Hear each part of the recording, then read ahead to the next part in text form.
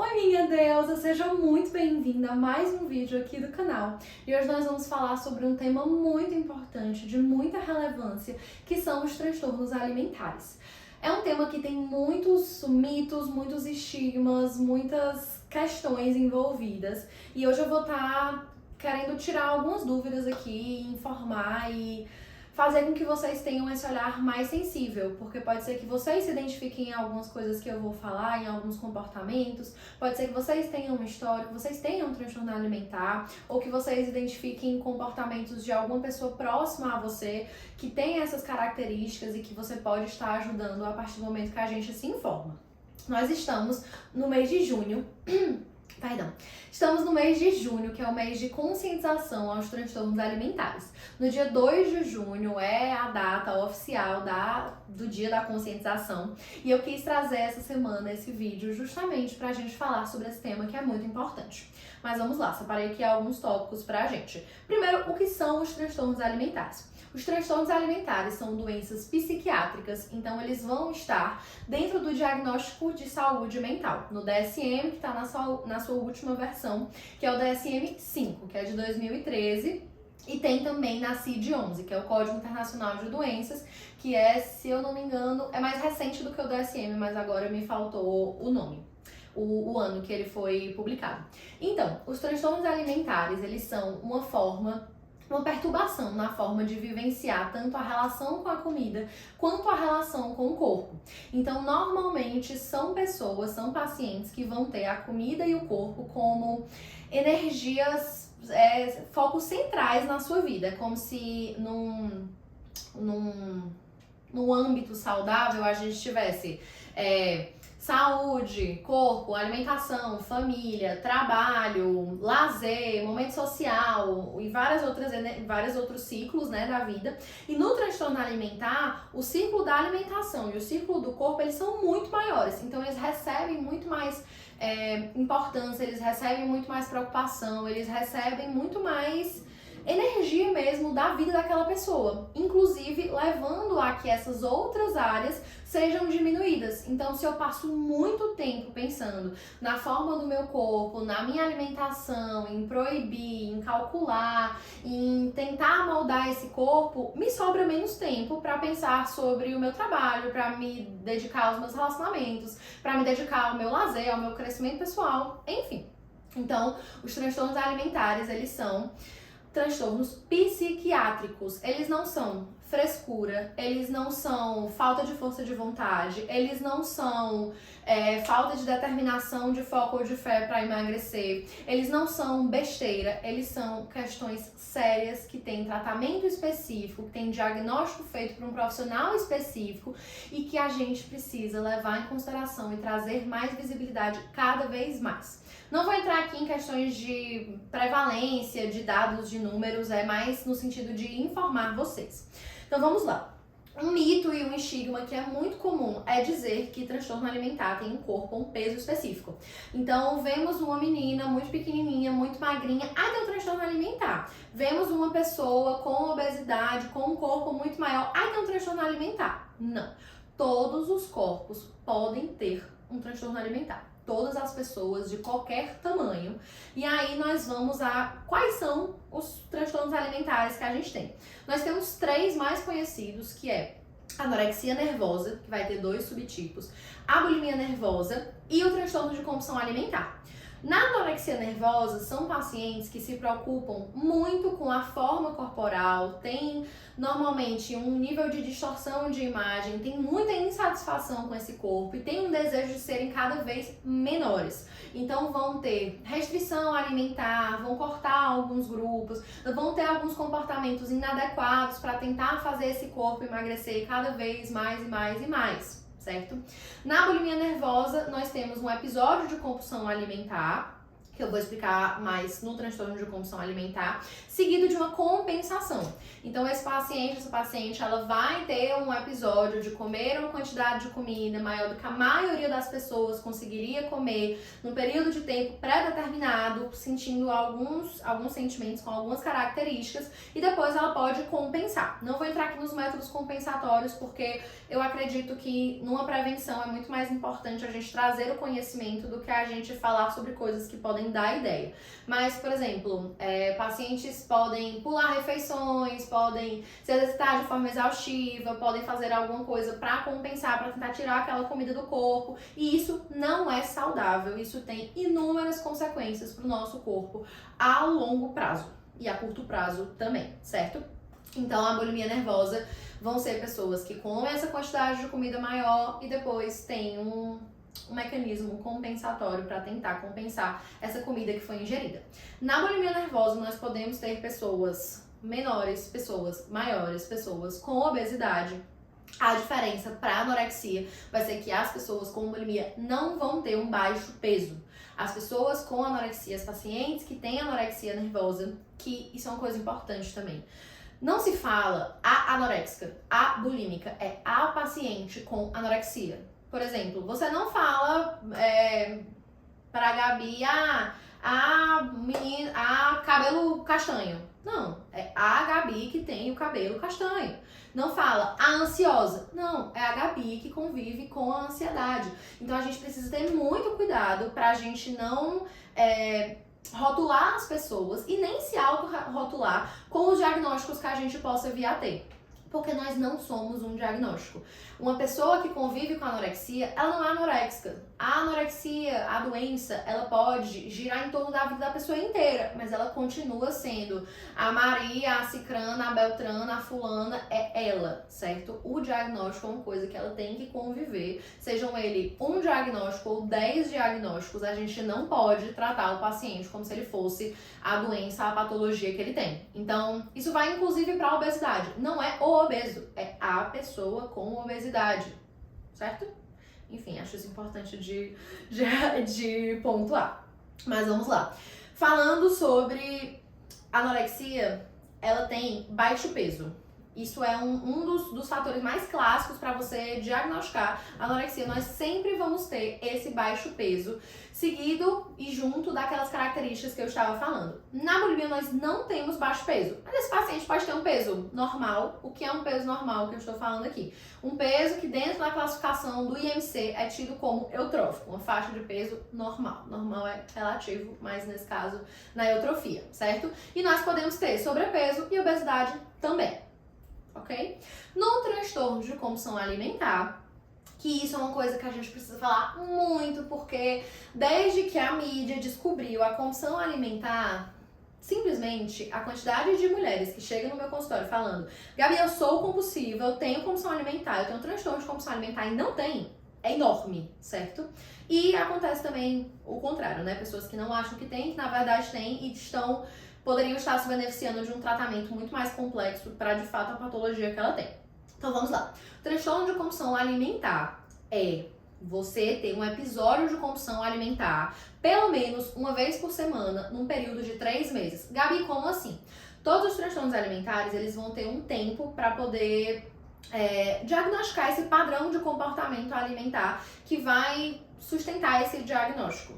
Talvez tenha falado de uma forma muito difícil, mas enfim, vamos lá.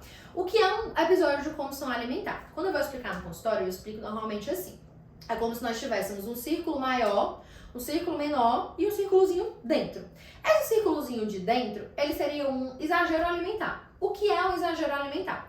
É você comer uma quantidade de comida que ultrapasse ali a sua saciedade. Por exemplo, normalmente eu sempre como 3 fatias de pizza e eu fico ok, eu fico saciada, eu fico confortável, eu não fico, oh meu Deus, tô morrendo, tô muito cheia e tal, e nem é uma coisa, comeria mais, não honrei minha fome, não. Confortável, saciedade, ok, certo? E nesse dia eu cheguei com muita fome, eu comi muito desatenta, eu, sei lá, comi de forma diferente, acabei comendo 5 pedaços, 6 pedaços. Quando acabou eu tava, ai, meu Deus, comi muito, comi demais, exagerei. Isso é um exagero alimentar, certo? Indo pro segundo círculozinho, que é o episódio de compulsão alimentar.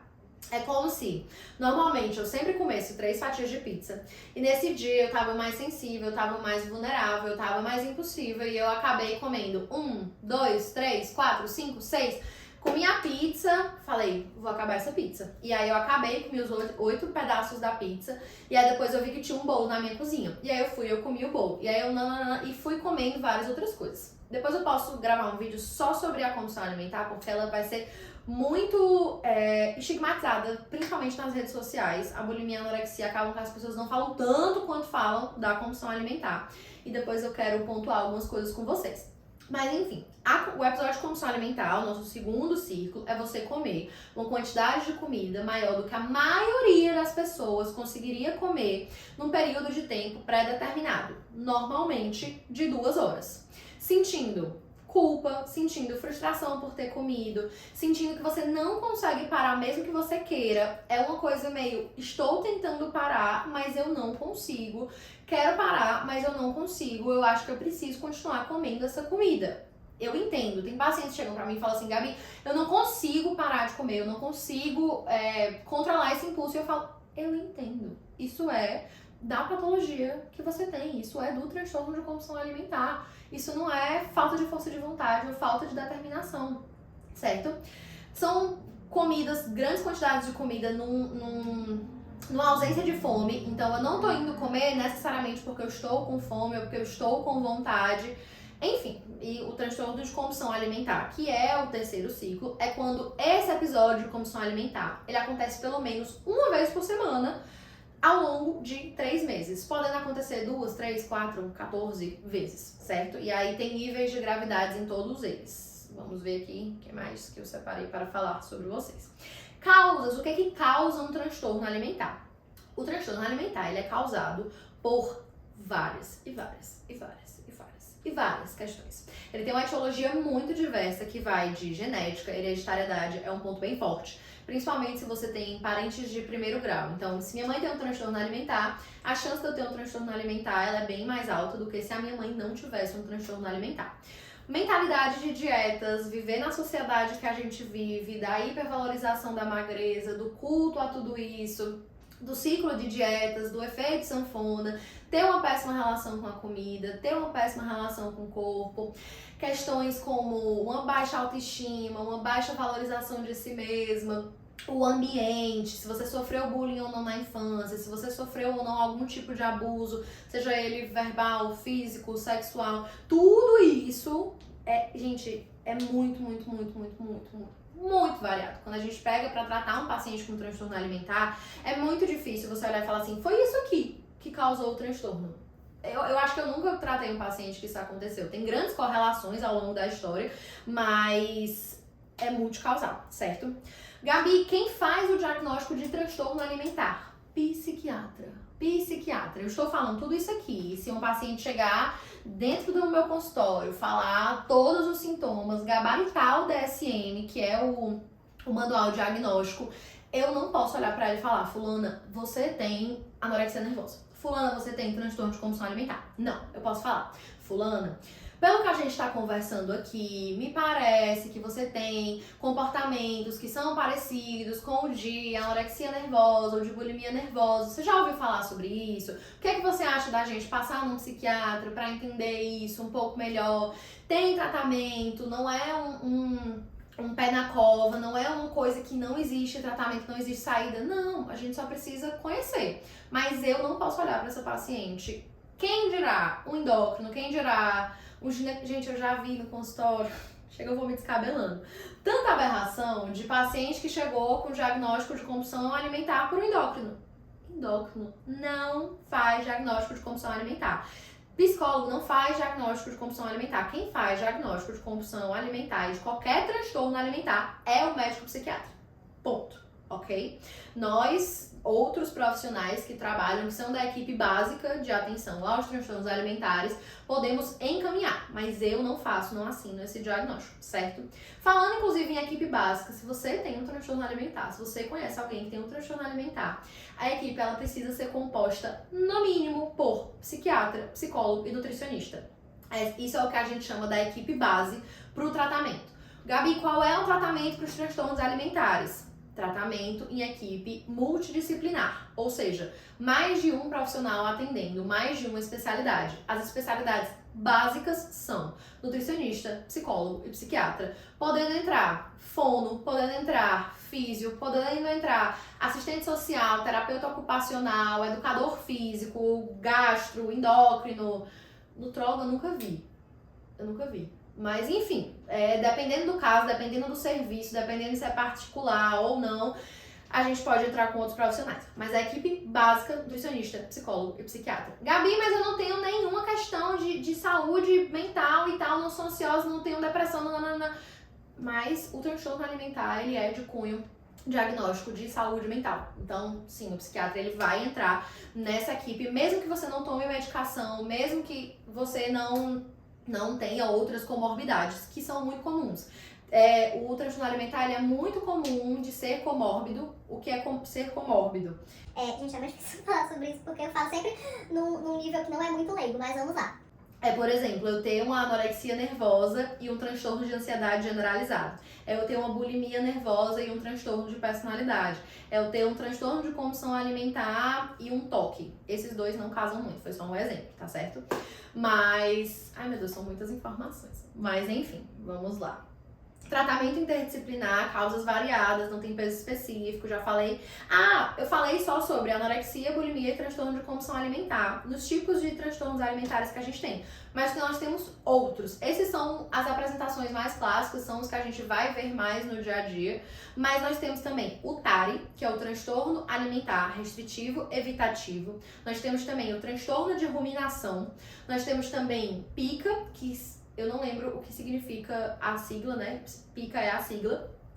São pacientes que vão comer coisas, substâncias não alimentares. Então, são pacientes que comem algodão, pacientes que comem terra, pacientes que comem cinza, pacientes que comem barro. Sim, isso entra no transtorno alimentar também. Temos uma questão muito importante. Falei sobre o tratamento, falei sobre a equipe mínima. Nós não temos medicação para o transtorno alimentar. Quando eu falo isso, é o quê?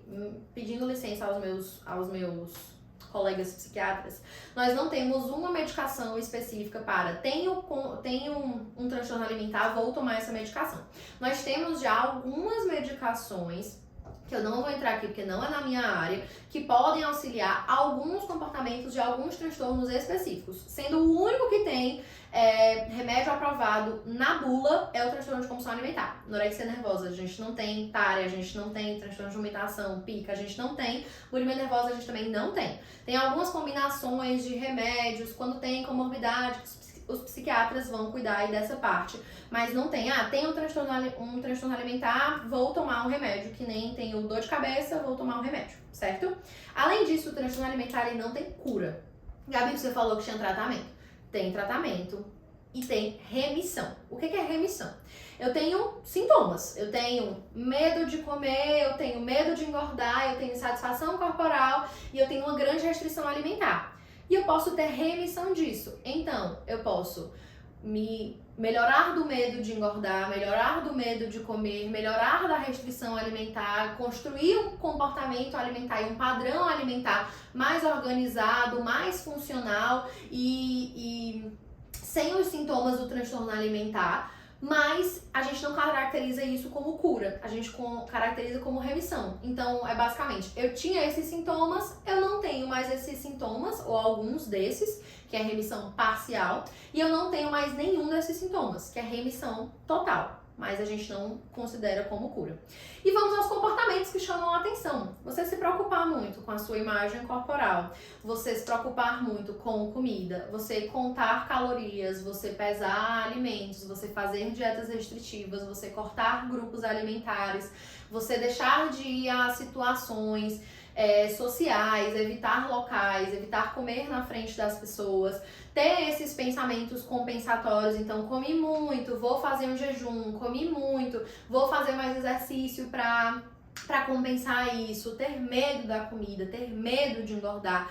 Tudo isso vão ser comportamentos que chamam a atenção. Também, você comer sentindo que não consegue parar, você comer uma quantidade de comida maior do que as outras pessoas não conseguem comer, você ter vergonha de comer, você ter vergonha do seu corpo, tudo isso chama muito a nossa atenção. Isso é um tema que cabe um aprimoramento inteiro, que cabe uma palestra inteira, que cabe muita coisa. Eu queria falar que tentando conversar de forma mais leiga, tentando conversar de forma mais...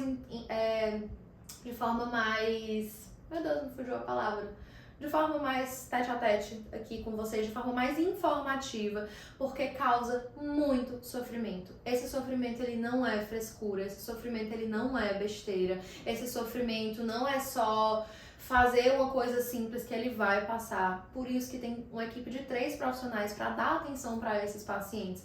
O mundo que a gente vive, ele é muito difícil para essas pessoas existirem, porque é extremamente estigmatizado, é extremamente dentro da cultura e da mentalidade de dieta, das redes sociais, da insatisfação corporal generalizada, dos comentários sobre os corpos alheios.